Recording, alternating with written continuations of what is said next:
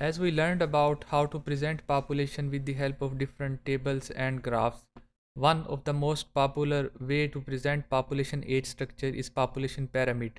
A population pyramid क्या होती है? If you are asked to define population pyramid and what different shapes of population pyramid tell us about the overall age structure of population in a country. तो इस तरह के जो छोटे छोटे क्वेश्चंस हैं आपको इनकी रीडिंग करनी आनी चाहिए।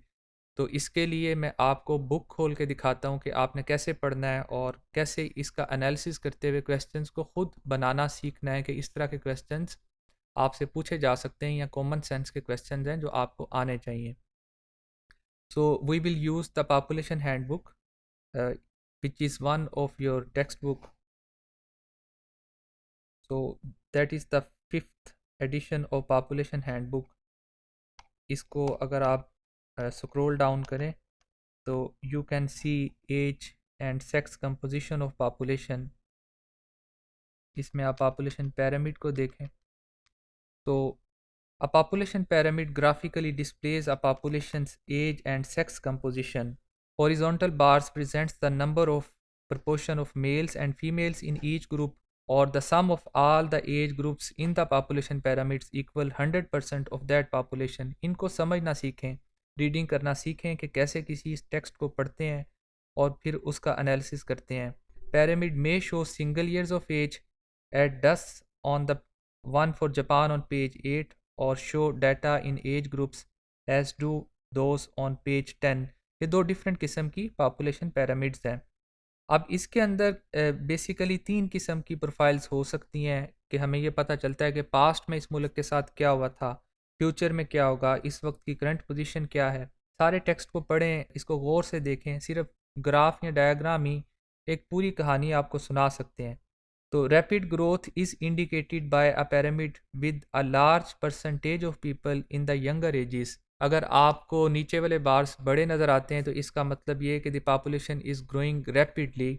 स्लो ग्रोथ का मतलब ये है कि is reflected by a pyramid with a smaller proportion of the population in the younger age. अगर नीचे वाले बार्स छोटे हैं तो इसका मतलब ये है कि the population is growing slowly. और ज़ीरो ग्रोथ और डिक्रीजिंग पॉपुलेशन का मतलब ये है कि when all the pyramid is of same size और ऊपर से थोड़ी छोटी है लेकिन सारी की सारी एक जैसी नज़र आती है, तो सिर्फ डायग्राम को देख के आप ये कह सकते हैं कि the population is growing at a zero rate और even the population is declining. Now look at the population pyramid of Japan 1995 की। तो इसके अंदर आपको डिफरेंट किस्म के जो इसका स्ट्रक्चर है इसमें ब्रेक्स भी नज़र आती हैं। जैसे for example world war two की मोर्टेलिटी यहाँ पे दिखाई देती है। मेल्स कम हैं फीमेल्स के मुकाबले में। इसका मतलब ये है कि हलाकतें जो हुई थी वो मेल्स की ज़्यादा थी, इसीलिए आपको फीमेल्स की तरफ के बार ज़्यादा लंबे नज़र आते हैं और मेल्स की तरह के कम नज़र आते हैं। इसी तरह के डिफरेंट इंसिडेंट्स जो जापान की हिस्ट्री में हुए हैं उनकी वजह से गैप हैं या ब्रेक्स नज़र आती हैं आपको। ओवरऑल अगर आप देखें तो इसके जो बच्चों की तादाद है वो कम है। इसका मतलब ये है कि ये थर्ड प्रोफाइल है, थर्ड किस्म की जो पॉपुलेशन pyramid है। And the population is growing at a zero rate और you can say it is declining. तो if we move on, we can see another kind of population which is quite natural and it is of Nigeria. इसमें आप देखें कि नीचे के bars बड़े हैं, ऊपर छोटे होते जाते हैं। It means the population is growing at a faster rate and there is a balance between male and female. दोनों में बड़ा एक नेचुरल बैलेंस आपको लगातार नज़र आ रहा है। And this is the population of United states.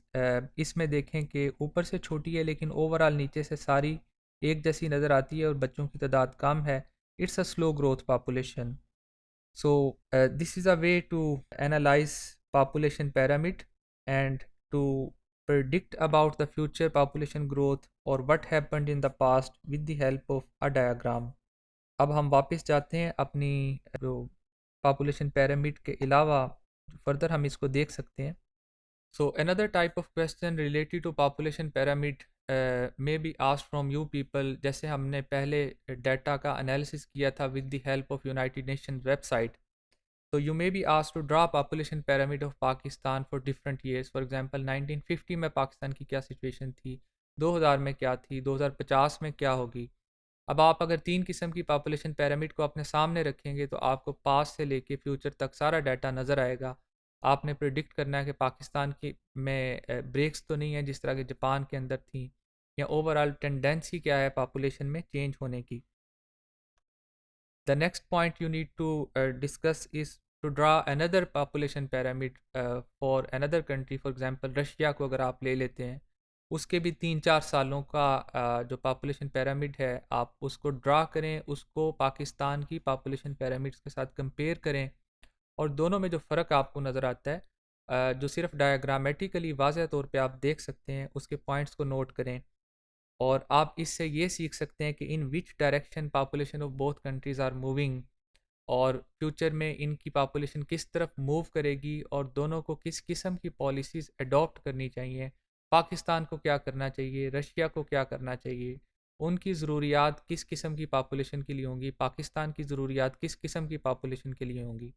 हाथ से ड्रा नहीं करनी है आपने, आपने वर्ल्ड पॉपुलेशन प्रॉस्पेक्ट्स या सिंपल पॉपुलेशन पैरामिड्स गूगल पे जाइए, लिखिए, और वहाँ पे सारी ऑप्शंस पहले हम इसको एक्सप्लोर कर चुके हैं। You can compare them with the help of website.